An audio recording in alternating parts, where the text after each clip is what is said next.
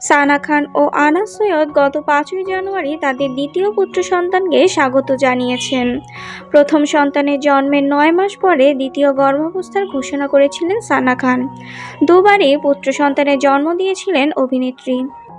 এর আগে 2023 সালের জুলাই মাসে এই দম্পতি তাদের প্রথম সন্তান তারিক জামিনকে স্বাগত জানান। সানা ছেলে হওয়ার খবর দিয়ে ক্যাপশনে লিখেছিলেন, হে আল্লাহ, সব প্রশংসা তোমার। আমাদেরকে আশীর্বাদ করো যেন আমরা তাকে দয়া ও ধর্মের পথে বড় করে তুলতে পারি এবং তাকে তোমার বিশ্বস্ত বান্দাদের মধ্যে অন্তর্ভুক্ত করতে পারি।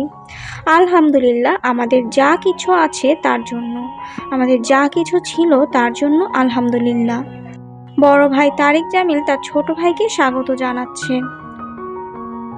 দ্বিতীয় সন্তান জন্মের আগে সানাকে বলতে শোনা গিয়েছিল, অবশ্যই আমি আরও বাচ্চা নিতে চাই, 5টি বাচ্চা, 10টি বাচ্চা। আগেরকার দিনে তো লোকের 10-10টা বাচ্চা হতো।